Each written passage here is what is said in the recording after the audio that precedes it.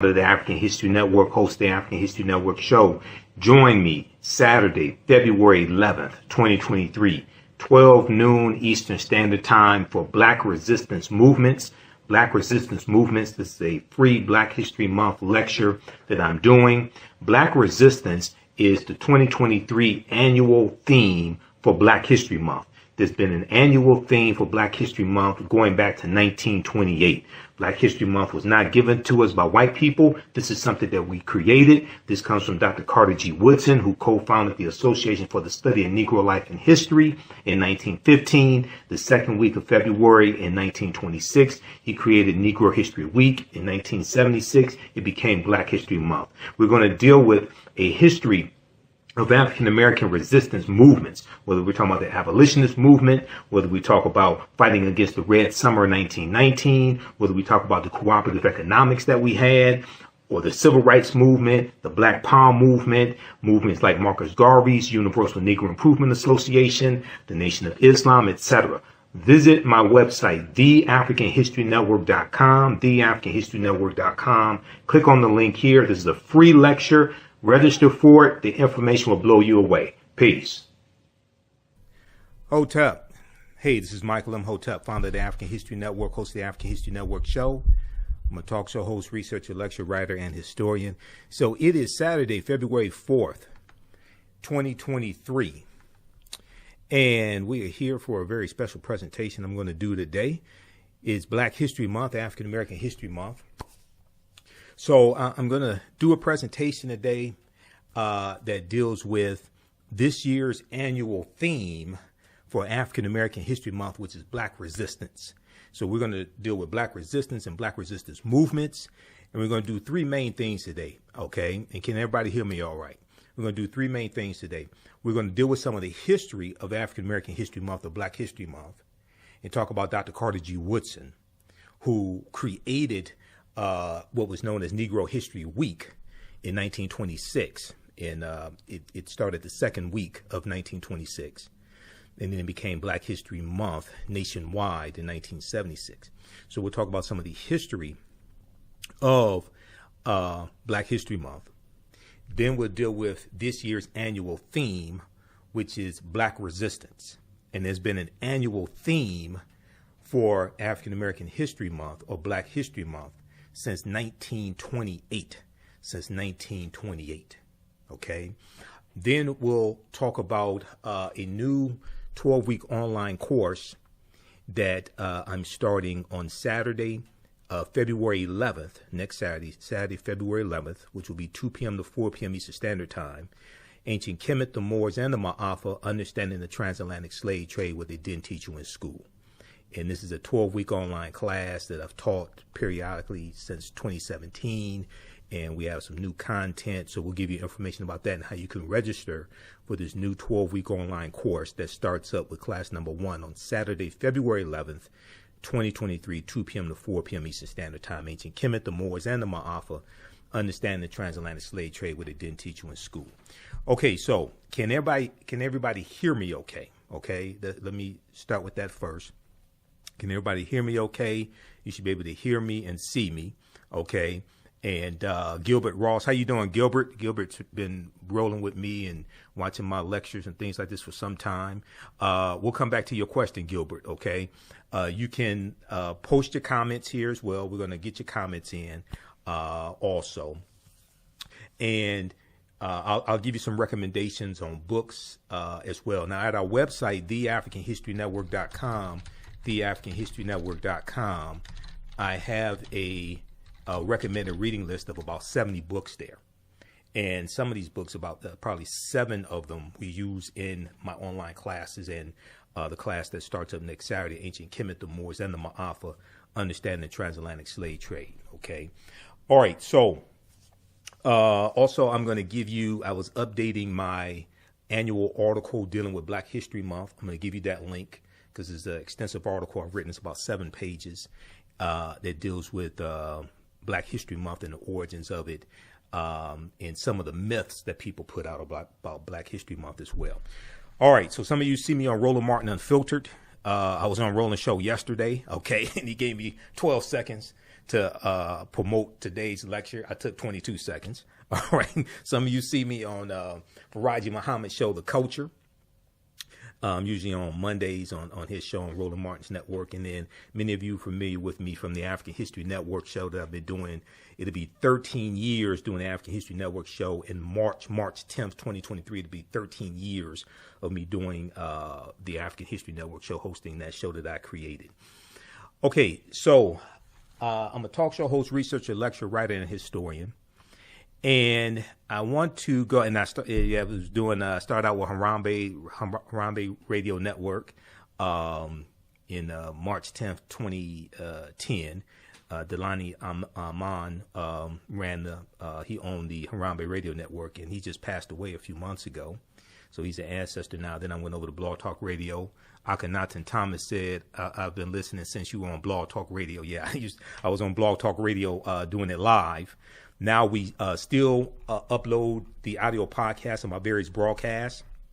We still upload that to my Blog Talk Radio page, which is The African History Network Show, The African History Network Show. Okay, so you can check that out on Blog Talk Radio. All right, now, okay, let me go to the PowerPoint presentation here just a second here. I want to get this up. All right, so you can post your questions and comments here. We'll get to your questions and comments.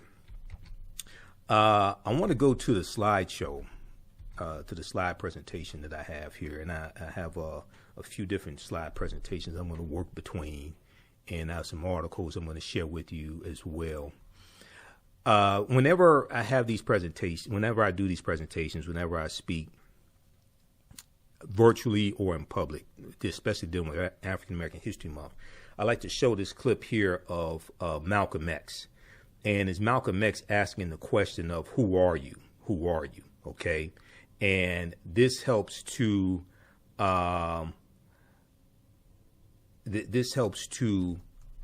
set the tone for today's presentation, today's conversation, and for us to understand why our history is so important. Okay. So let me go to this.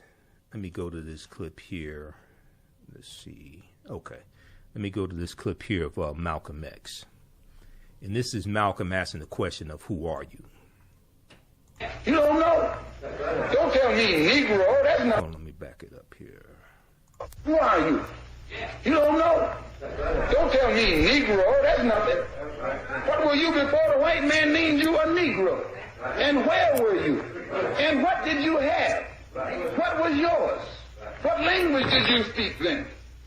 What was your name? It couldn't have been Smith or Jones or Bunch or Powell. That wasn't your name. They don't have those kind of names where you and I came from. No, what was your name?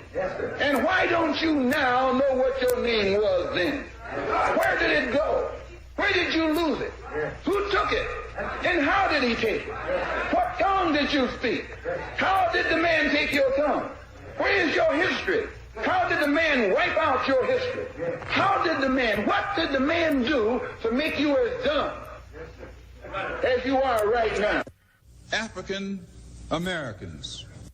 African Americans. African Americans. Or so-called Negro.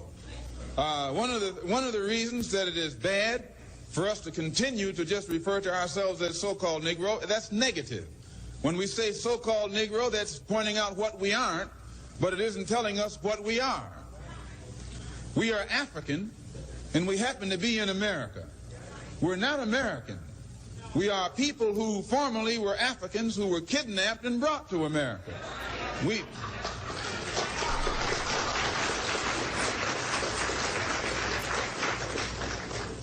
Our forefathers weren't the Pilgrims. We didn't land on Plymouth Rock. The rock was landed on us.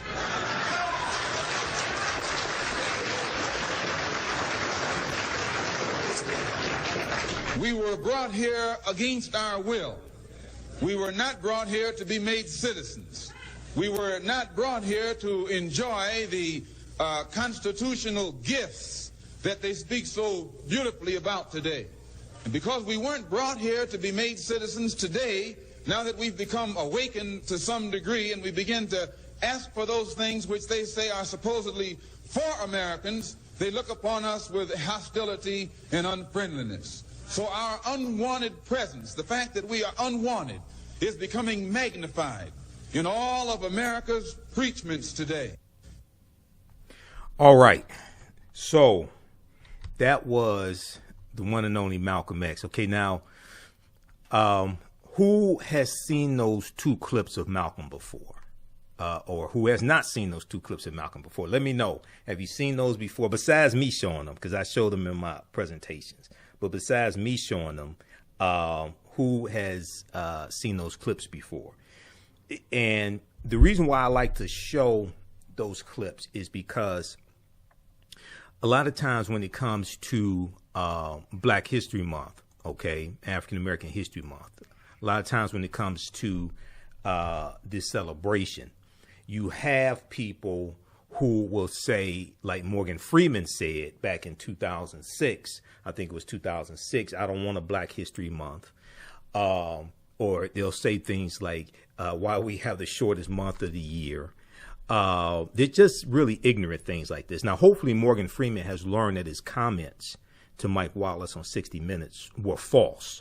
Okay, hopefully he's learned that. But when Malcolm asked this question of who are you, it starts to make you think about what happened to us and how we were stripped largely of our history, culture, language, spiritual systems, names, family ties, mores, nationality, land, etc.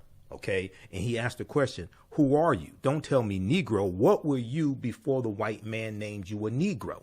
What happened to our names? What happened to our culture? What happened to our land? What happened to our history? What were the methods? What were the methods that were used to make us as dumb as we are right now? Okay. So I show this when I speak across the country, and I've played this on my radio show before, many times before. And it causes people to sit there and say, damn, sit there and really think about this, right? So Black History Month, African American History Month, because the name was officially changed to African American History Month a few years ago by ASALH, which is Association for the Study of African American Life and History. Okay. This is why Dr. Carter G. Woodson created this celebration in 1926 in the first place, because he was an educator and he realized that African Americans did not know their history and our children did not know our history or their history. And it was never designed to be the only time of the year that we study our history. It was designed to be a celebration of our history, of our accomplishments, of our achievements.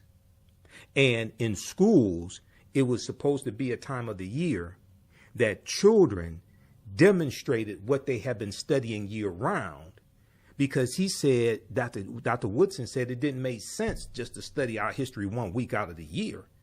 We're supposed to study our history in our schools year round, and Negro History Week was supposed to be a period of time where you have celebrations and our school children demonstrate what they've been studying year round. Okay, we have it totally backwards. We're going to get deep into this because Dr. Woodson was brilliant, and I argue he's very much underrated.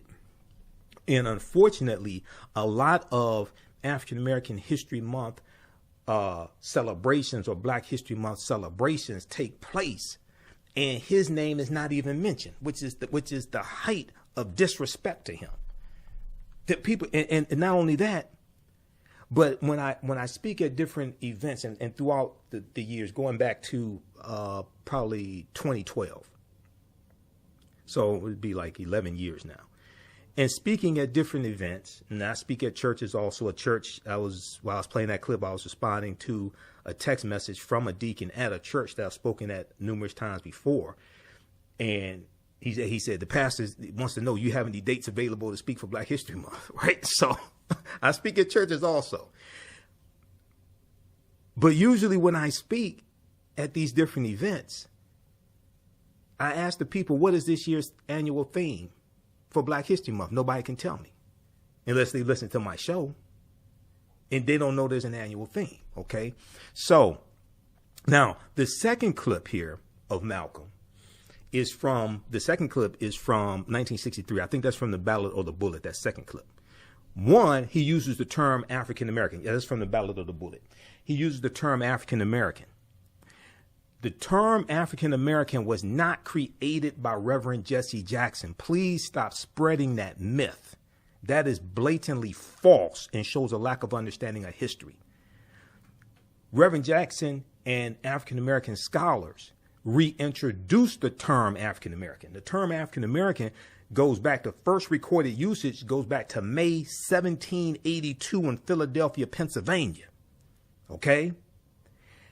We were using the term African American during the 1960s. Professor James Small, who's one of my teachers, has told me this personally. But as we see, Malcolm used it here because we were using that term.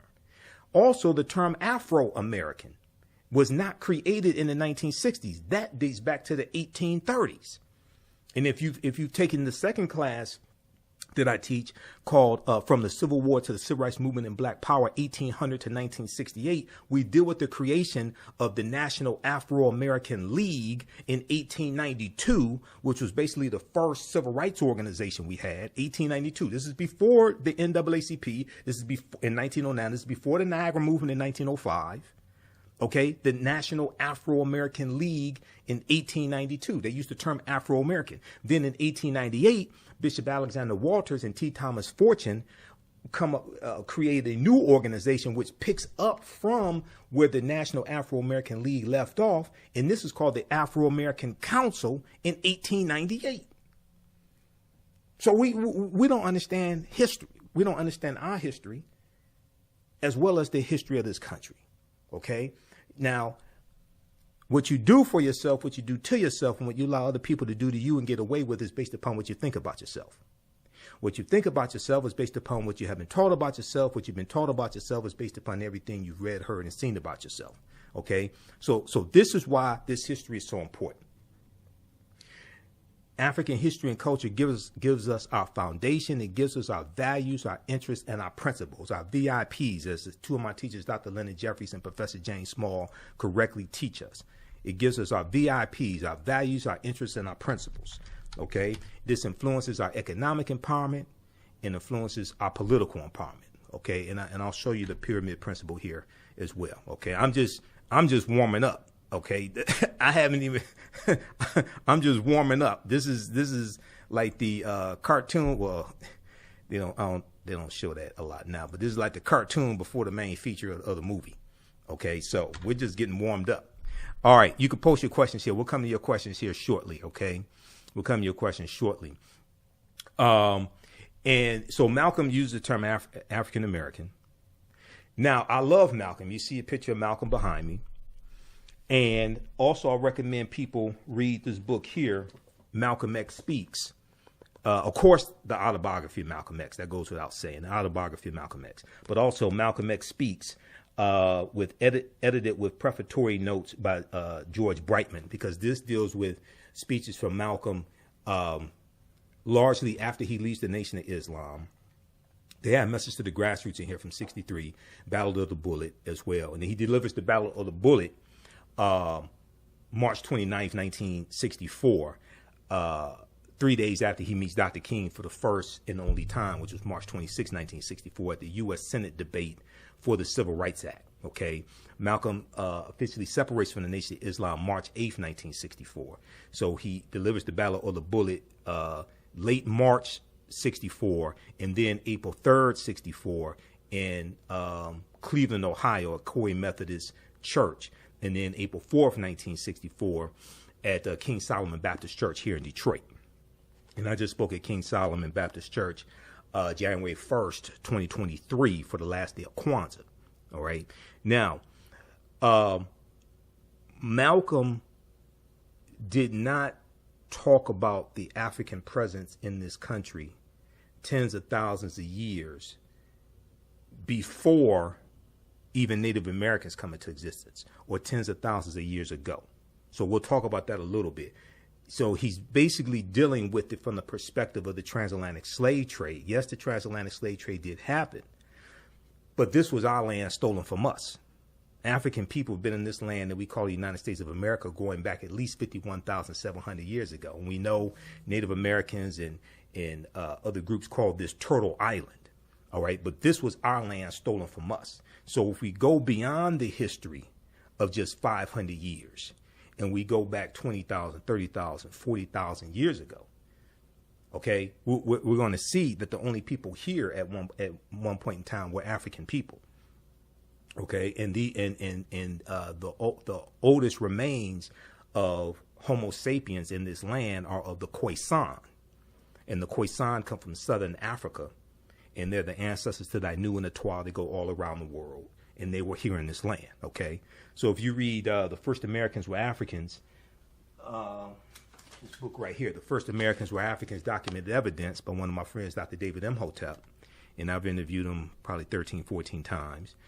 This came out in 2011. His new book, The First Americans Were Africans, Revised and Expanded, came out in late 2021, about October 2021 or so. This deals with that history.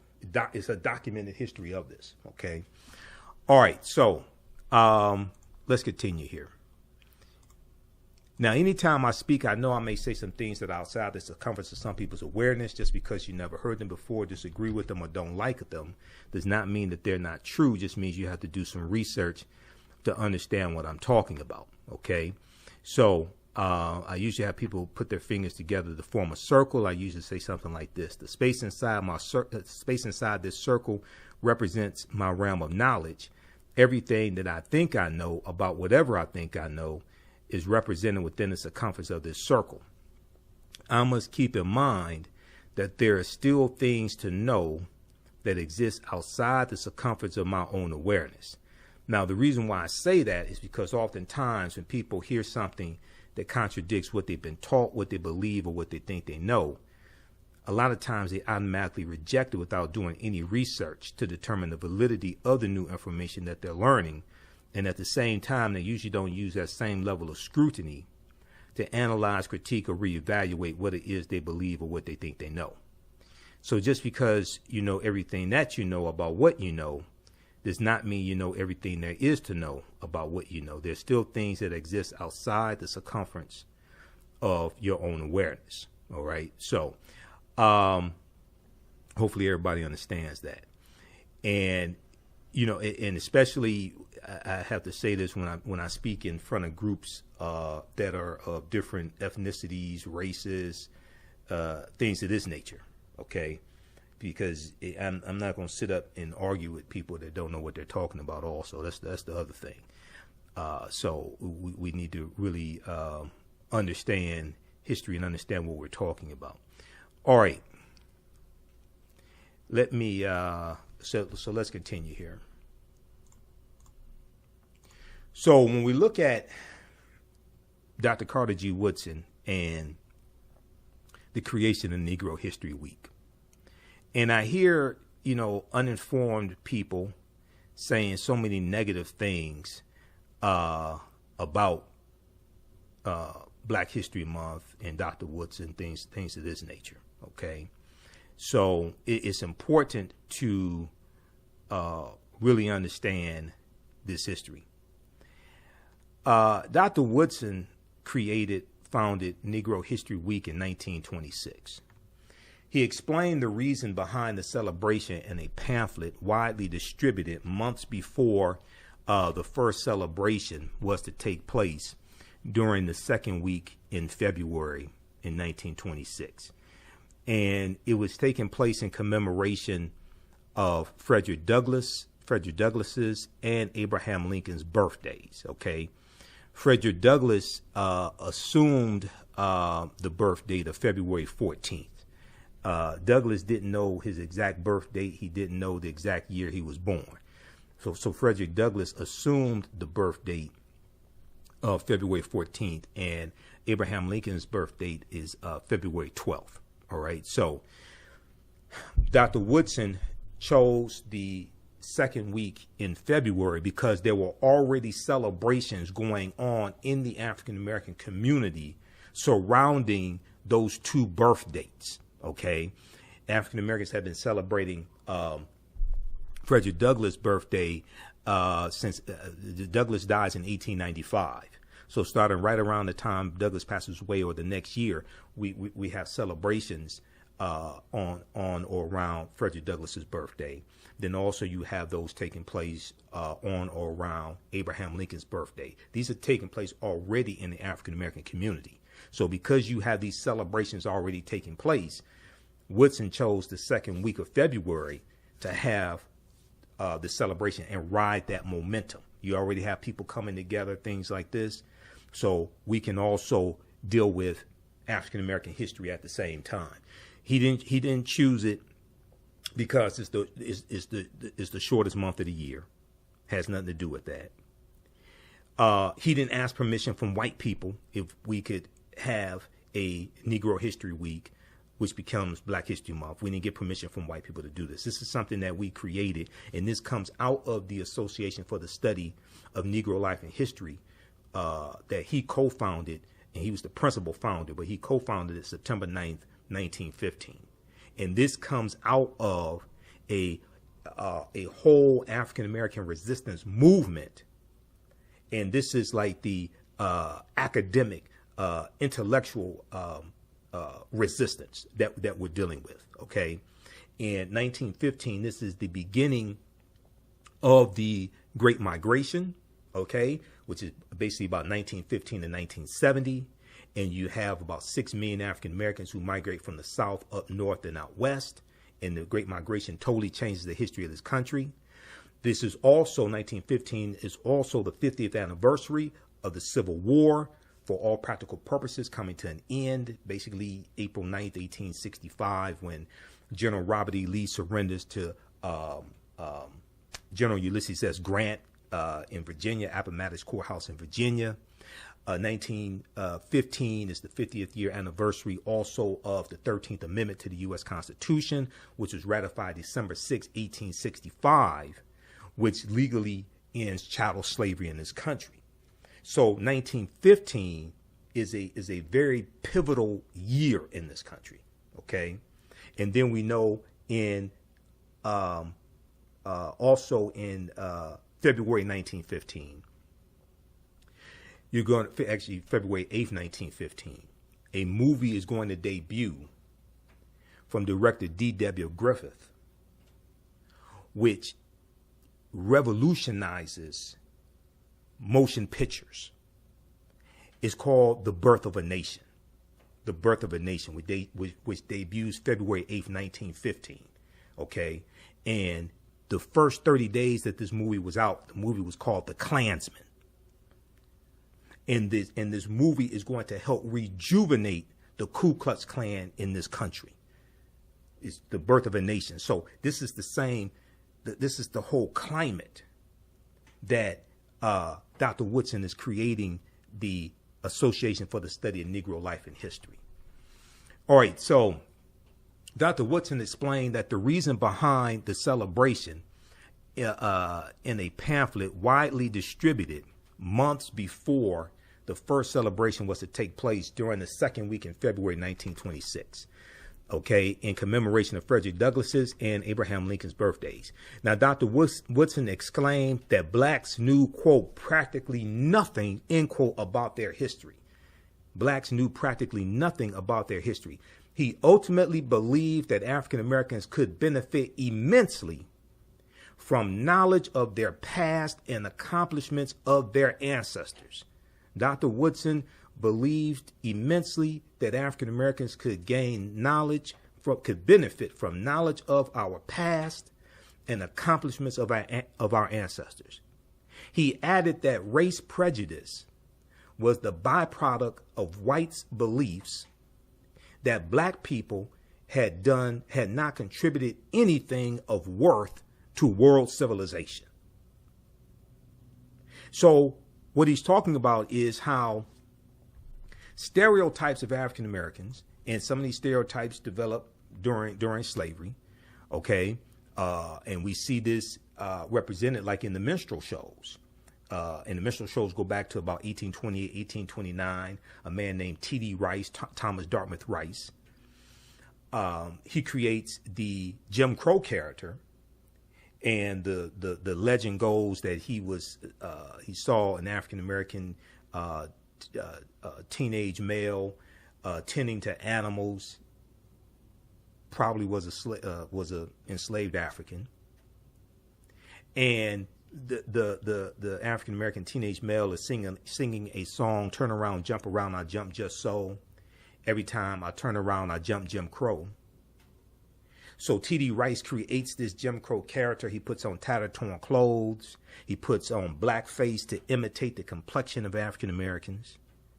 Okay, and he puts on probably red lipstick to accentuate the lips. And he adopts a Southern dialect. And he does this Jim Crow character, which dehumanizes African Americans, and is imitating enslaved Africans. This is 1828. This is during slavery in this country, still in the South. Majority of northern states have already abolished it by this time, but many of them are still profiting off of slavery, like New York and Rhode Island and New England with their textile mills, producing cotton, things of this nature. The banks in New York, Wall Street in New York, things like this, they're still profiting off of slavery, even though they have abolished slavery in the North. And then you're going to have other white men who copy what T.D. Rice is doing. And T.D. Rice is known as the father of the minstrel shows and the father of minstrelsy. And the minstrel shows travel around the country, north and south, but also travel into Europe. And this becomes one of the most popular forms of entertainment in the country. And it's based upon the dehumanization of African Americans and showing us as being ignorant and dim-witted, stupid, things of this nature. So what Dr. Woodson is saying is that because African American history has been suppressed, this allows the stereotypes and the lies and things like this of our people to be projected, not just projected in this country, but actually exported around the world. So Dr. Woodson added that race prejudice was the byproduct of whites' beliefs that black people had not contributed anything of worth to civilization. Okay, now,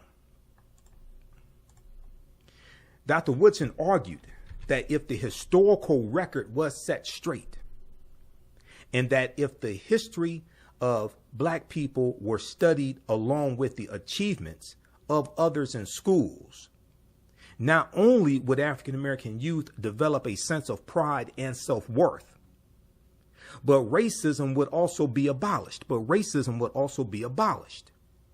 Dr. Woodson concluded, quote, "Let truth destroy the dividing prejudice of nationality and teach universal love without distinction of race, merit, or rank. With sublime enthusiasm and heavenly vision of the great teacher, let us," he's talking about God, the supreme being, of the great teacher, "let us help men rise above the race hate of their age unto the altruism of a rejuvenated universe."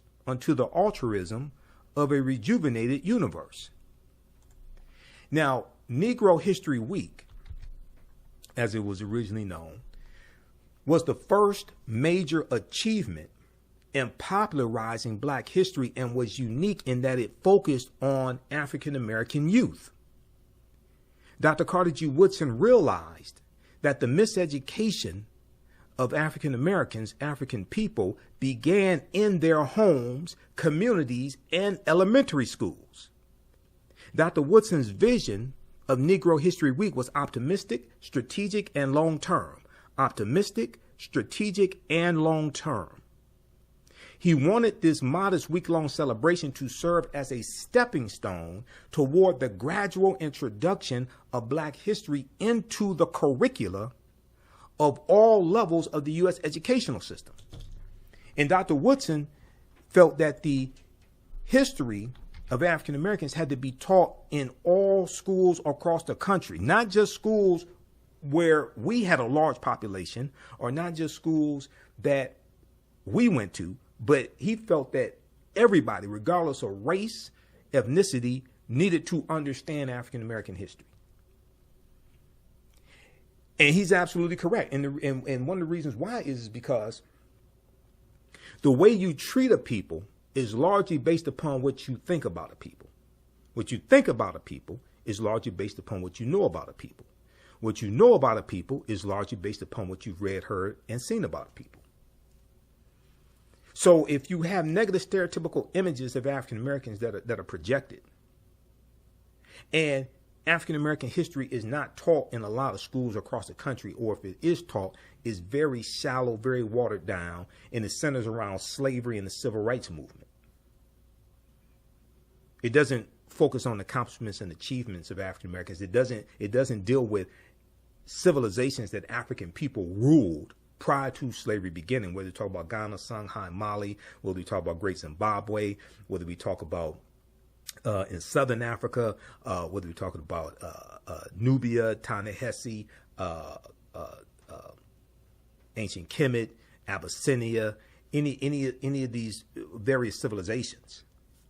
We talk about Axum, whether we deal with Carthage, Hannibal Barca, and the Carthaginians. If you're framing our history based upon being conquered by Europeans and in shackles and chains and brought to this country, this is one of the problems I have with the 1619 Project. Even though there are some good things in there, my argument is even the history of this country does not start with the enslavement of African people. So why are you starting out with the enslavement of African people in this country? African people have been in this country going back tens of thousands of years ago. Yes, 1619 happened. Yes, it's important to understand. But let's start at the beginning. Let's deal with the fact that this was our land stolen from us. And once we get that foundation in place, then it will cause us to have a seismic shift in our thoughts, feelings, actions, and behaviors. Your thoughts create feelings, your actions, your thoughts create feelings. Your thoughts create feelings, your feelings create actions and behaviors, your actions and behaviors create results.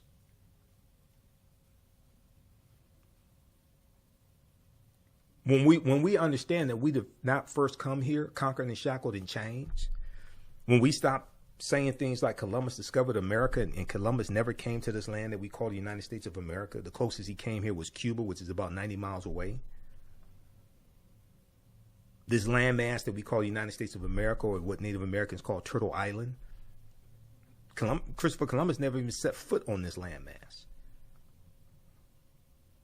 When we start dispelling all these myths,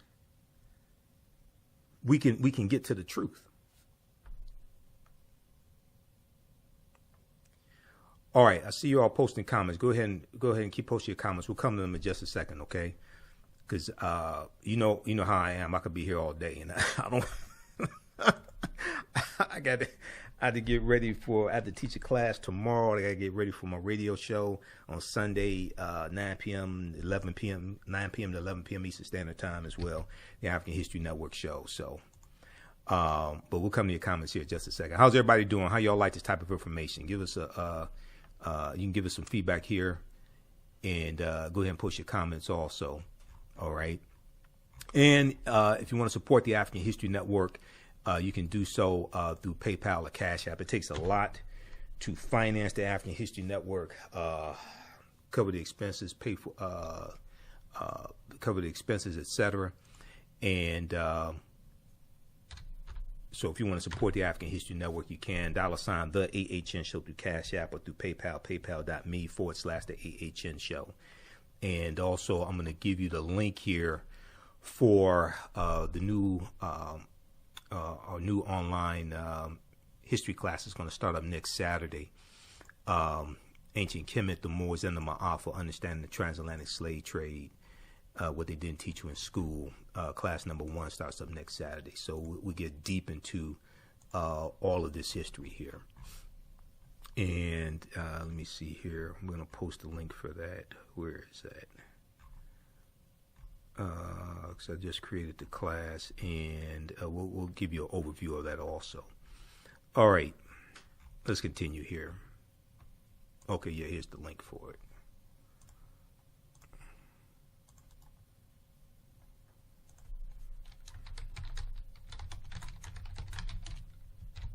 Okay, and that course is on sale $80, regularly $130. I just posted a link here for it. Okay, Dr. Woodson hoped that Negro History Week would evolve into Negro History Year. Dr. Woodson hoped that Negro History Week would evolve into Negro History Year, as he affirmed from time to time. He never meant it for it to be the only time of the year that we study our history. He never meant it to be the only time of the year that we study our history. I repeat, Dr. Woodson never meant for Negro History Week or the month of February to be the only time of the year that we study our history. So when I hear people say things like, you can't relegate our history to 1 month, or why we have the coldest month of the year, the shortest month of the year, that we don't understand the history of Black History Month. Okay, let's continue. And I'll give you the link so you can read the extensive article that I've written on this as well. Okay, Damu said history is on point. Your criticism of the 1619 project is a bit flawed in logic. It's okay for a scholar to focus on one part of history, especially to demonstrate its origin of the modern day prison industrial complex. Okay, that's part of the fallacy. Go watch the 2-hour interview that I did with Dr. Daryl Scott, who was a former history professor at Howard University. Now he's at where's Daryl at? He's at is it Morgan State now? That's part of the flawed history. The modern the industrial prison complex is not related to slavery. That's part of the flawed history. The reason why it's a flawed understanding of history is because the 13th Amendment is based upon the Northwest Ordinance of 1787. How many of y'all have heard of the Northwest Ordinance of 1787? Basically the exact language of the 13th Amendment already applied to white people. It already applied to white men. That's go research the Northwest Ordinance of 1787. And what they're doing is they're giving the same rights that white people had. They're giving those to African Americans.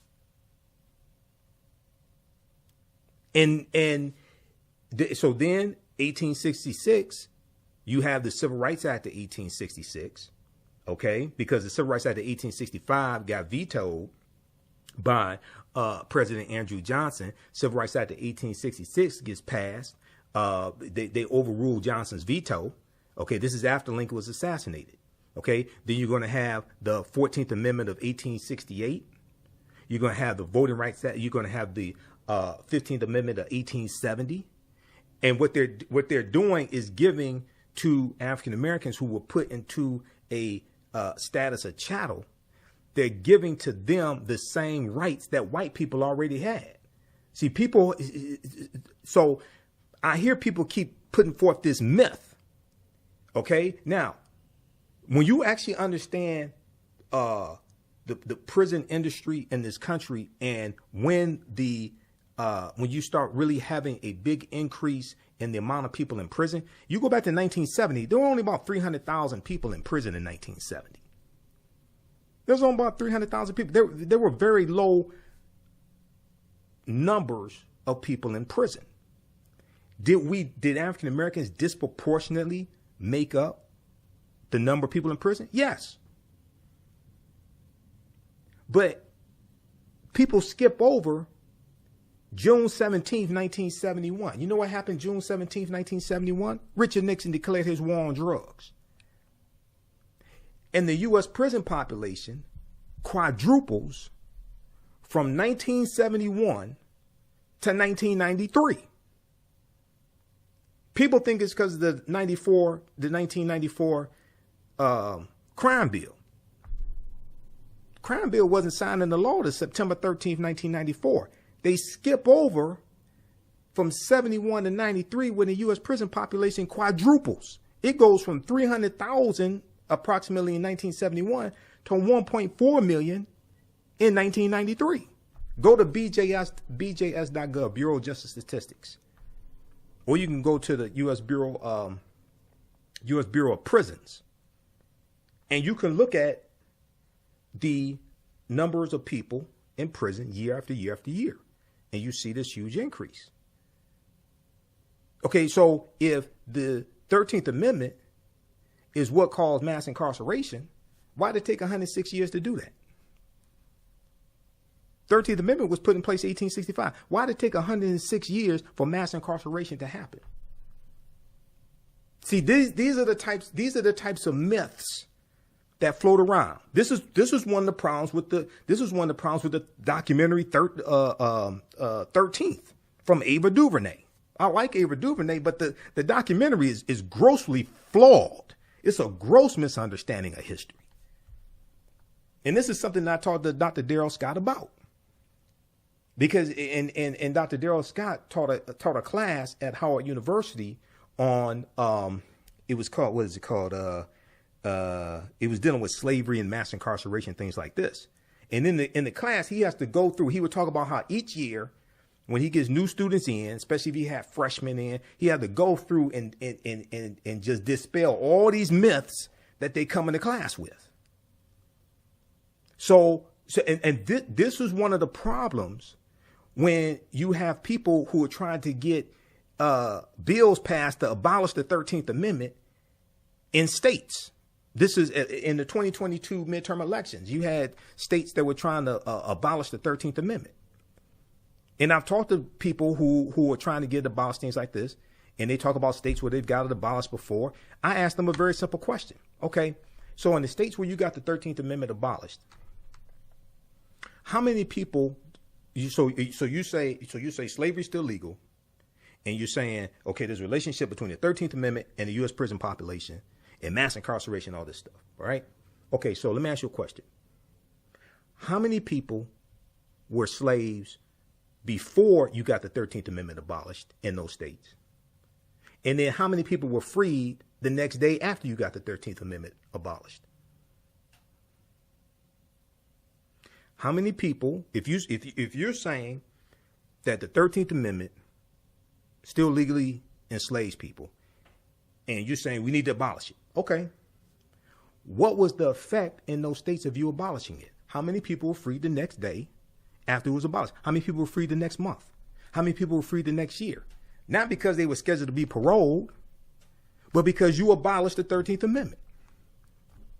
Where's your evidence?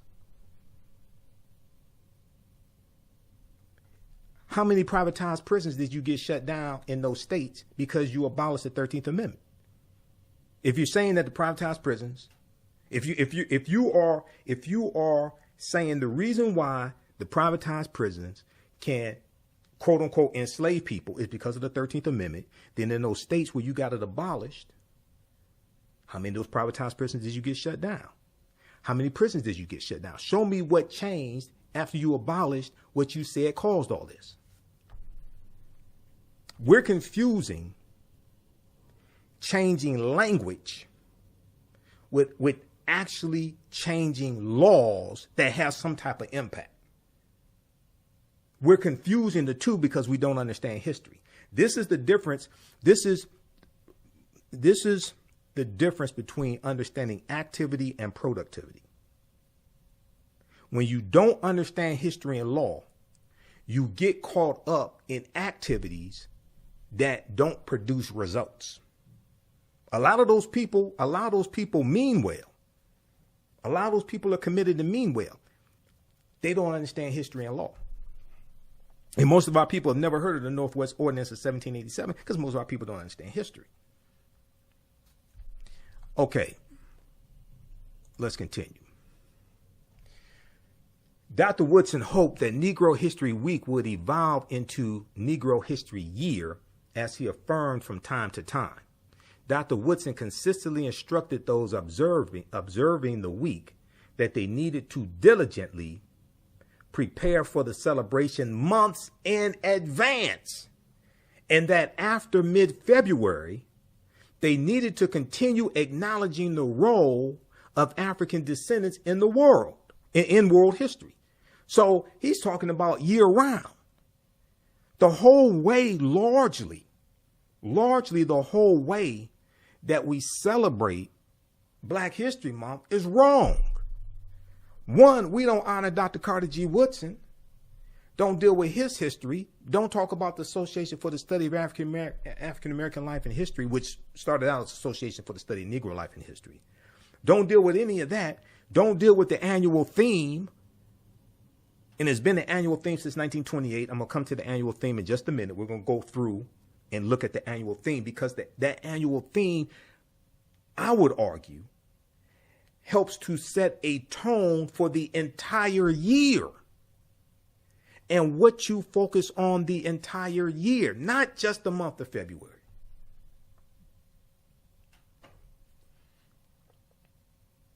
Negro History Week should be a demonstration of what has been done in the study of the Negro during the year, and at the same time a demonstration of greater things to be accomplished.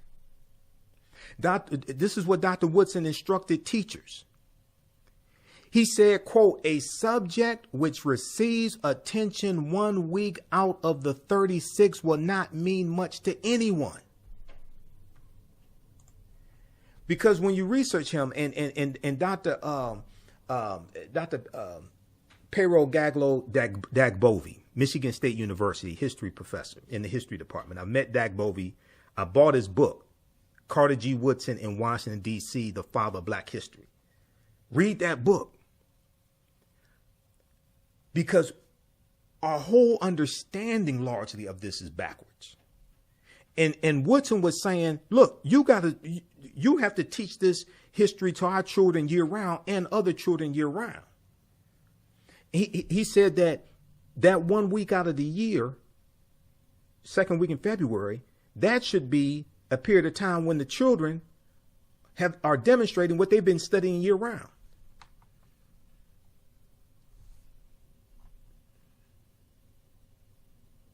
And Dr. Woodson hoped that Negro History Week would evolve into Negro History Year,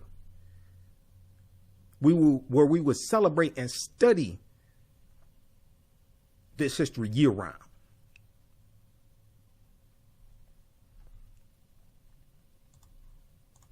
Now, I talked about the pyramid principle.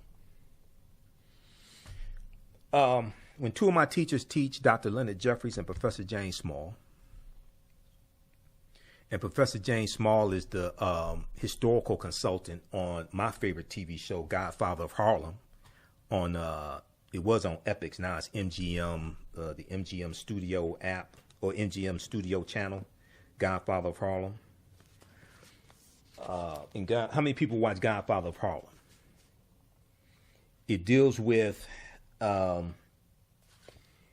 fictitious encounters, some historical, but it deals with the relationship between Bumpy Johnson, gangster Bumpy Johnson, Adam Clayton Powell Jr., and Malcolm X in the 1960s in Harlem. It starts out in 1963 with Bumpy Johnson being released from prison.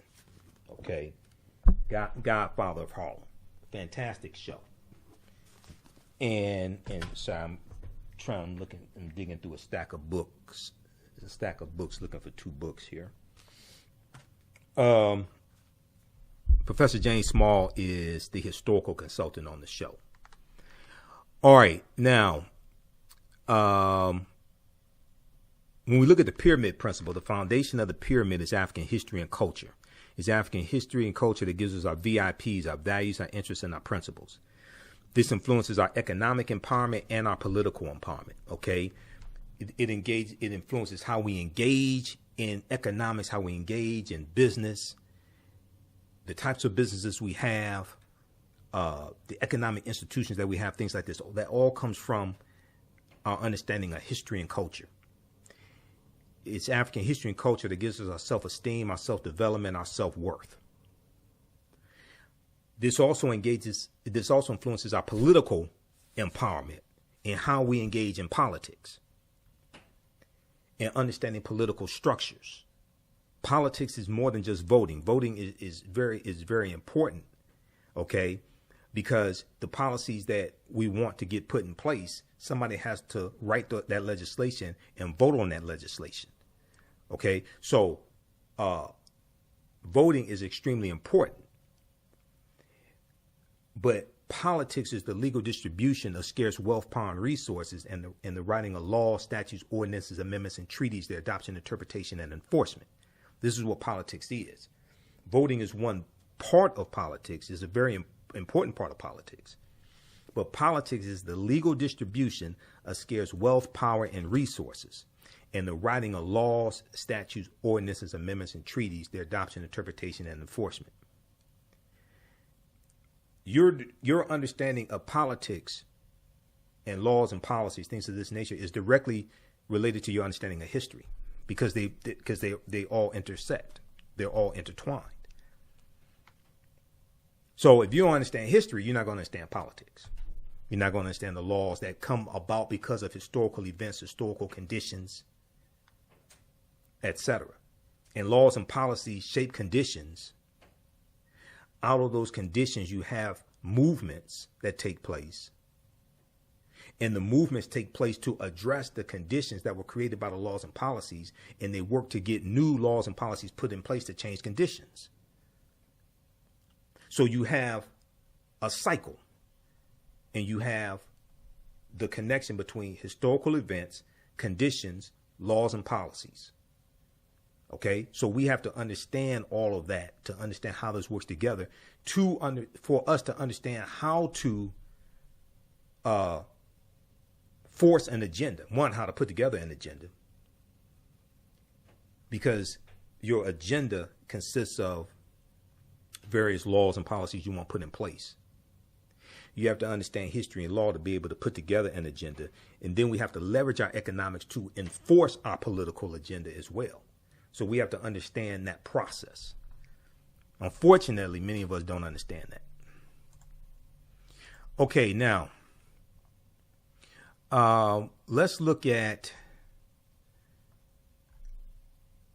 this year's theme for Black History Month, African American History Month. I'll come to your comments here in just a second. Okay, I want to get through this because I have a lot of information to get through, and I want to kind of like stay on time. I don't want to go too far over time because I have a lot of information to get through. Also, I forgot to tell you what we're going to do. What I decided to do in putting all this together, I always have more information than time. So what I've decided to do is I'm going to make we're going to do a presentation dealing with this year's theme of African American History Month. We're going to do a presentation each Saturday in February. So the other presentations should be probably 12 noon on Saturday. So you'll get a notification from me about that. Also, sign up for my email newsletter.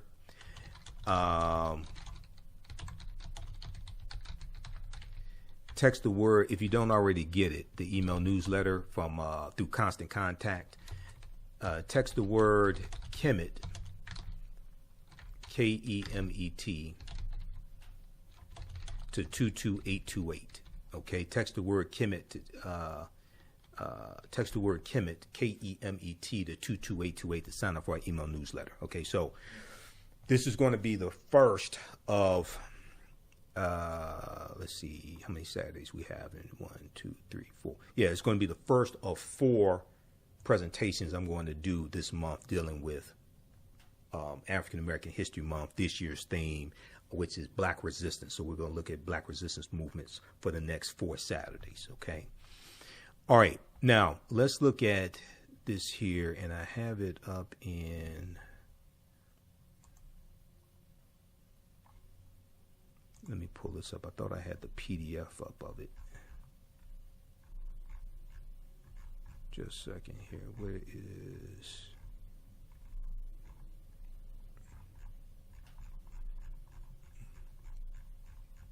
Okay, let me pull this up. Okay, right here. I've got a lot of tabs open. Okay, here it is right here. And let me close some of this stuff out, because I'm flipping back and forth between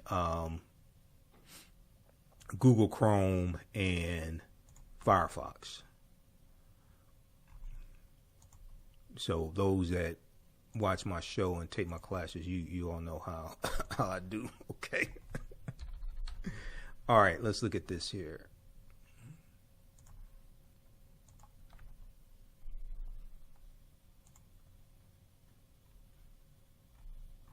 Where are we? It's gonna be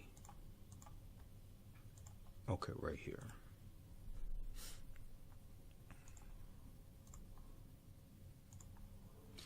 All right, so this comes from ASALH, the Association for the Study of African American Life and History, which is the organization that Carter G. Woodson co-founded September 1915. This deals with this year's annual theme of for African American History Month, which is Black Resistance. Black Resistance. African Americans have resisted, and let me increase the size of this so you should be able to see this all right. African Americans have resisted historic and ongoing oppression in all forms, especially the racial terror, especially the racial terrorism of lynching, racial pogroms, and police killings since our arrival upon these shores. I will rephrase that and say since Europeans got here, because African people were already here. Okay, you skip over the presence of the African Moors that were here also. Okay. And in my classes, we look at the Virginia slave codes of 1705 in Virginia. In the Virginia slave codes of 1705 make a distinction between Negroes and Moors because African Moors were here. All right. So, let's say since Europeans got here, because they are the Johnny-come-latelys. These efforts have been to advocate for dignified, self-determined life in a just democratic society in the United States and beyond the United States political jurisdiction. The 1950s and 1970s in the United States was defined by actions such as sit-ins, boycotts, walkouts, strikes by African Americans and white allies in the fight for justice against discrimination in all sectors of society, from employment to education to housing. Okay, 1950s, 60s, and 70s.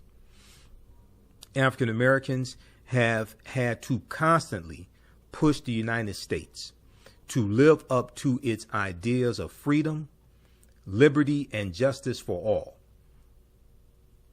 Systemic oppression has sought to negate much of the dreams of our griots like Langston Hughes and Zora Neale Hurston, and our freedom fighters like the Reverend Dr. Martin Luther King Jr., Septima Clark, and Fannie Lou Hamer. Okay, and Fannie Lou Hamer fought to realize. African Americans have sought ways to nurture and protect Black lives and for autonomy of their physical and intellectual bodies through armed resistance, voluntary immigration, voluntary leaving the country, voluntary immigration, nonviolence, education, literature, sports, media, and legislation and politics. African Americans led institutions and affiliations have lobbied, litigated, legislated, protested, and achieved success. Okay, now when they go to, let me just back up one quick second here. Bodies through, when they talk about armed resistance, there was armed resistance during the Civil Rights Movement. There was armed resistance during the Civil Rights Movement. And we deal with this in the second class that I teach, from the Civil War to the Civil Rights Movement and Black Power, 1800 to 1968. It wasn't just the Deacons for Defense and Justice. If you read this book here, hold on, where did I just put it? Right here. You read this book here, this Nonviolent Stuff Will Get You Killed, How Guns Made the Civil Rights Movement Possible. Let me see. By Professor Charles E. Cobb Jr. He deals with this history in this book because a lot of the civil rights leaders that we talk about, they all own guns. Dr. King owned guns until Bayard Rustin convinced him to get rid of his guns. I think that was a bad move, but Dr. King owned guns. Dr. King tried to get a concealed pistol license in 1956 in Montgomery, Alabama during the Montgomery bus boycott because his house was firebombed twice in 1956. Okay, once in September and then once in late January 56, and then in September 1956. Dr. King's house was firebombed twice. Dr. King owned guns. When you really understand this book right here and the armed resistance that African Americans waged during the civil rights movement, and we used guns to protect the civil rights workers because we knew we could not, generally speaking, oftentimes we knew we could not rely upon the local sheriffs and the local police to protect civil rights workers from the white supremacists, from the Ku Klux Klan, from the bigots, things like this. So we formed groups, we armed ourselves, and we protected the civil rights workers and protected ourselves. This nonviolent stuff will get you killed. How guns made the civil rights movement possible. Now, Professor Charles E. Cobb Jr., okay, is the author of this book, and he was a field secretary for SNCC, Student Nonviolent Coordinating Committee, for 5 years in rural Mississippi, organizing African Americans to register to vote and organizing for,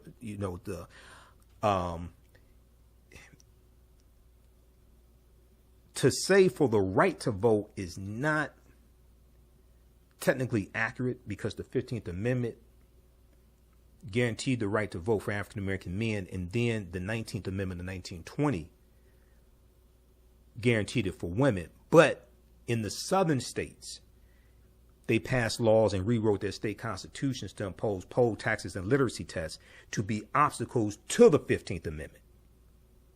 So you have these freedom movements that take place. You have these movements fighting for, they say for the right to vote, but they want their rights enforced. That's a better way to say it, because the 15th Amendment and the 19th Amendment already gave them those rights, but they're fighting to have the obstacles that were put in place to deny them their rights. They're fighting to get those removed.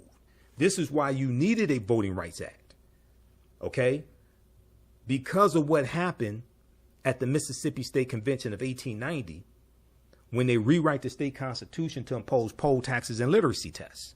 In a state that had a majority African-American population, and African-Americans were the majority of the voters in the state of Mississippi in 1890 as a result of slavery. We were the majority of the population in Mississippi. Okay? So so this is why understanding history is so important.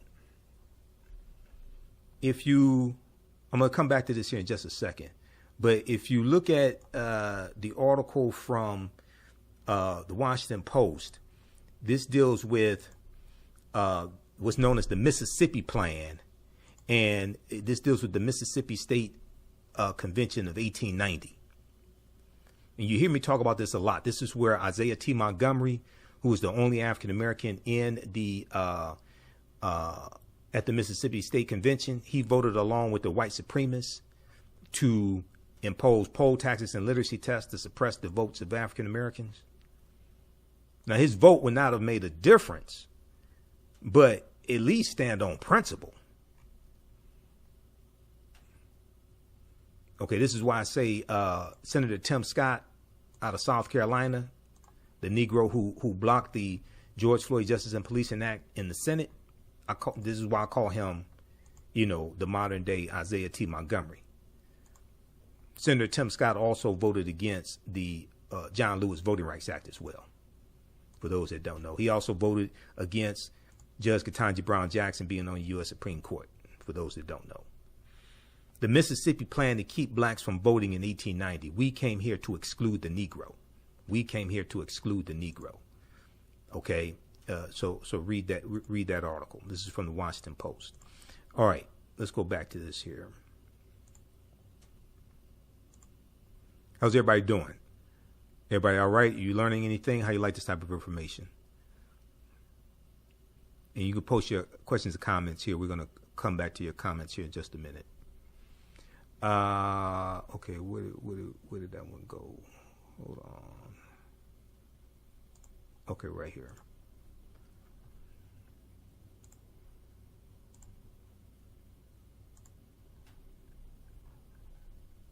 Okay, no, that's the wrong one. I want this is what I want right here.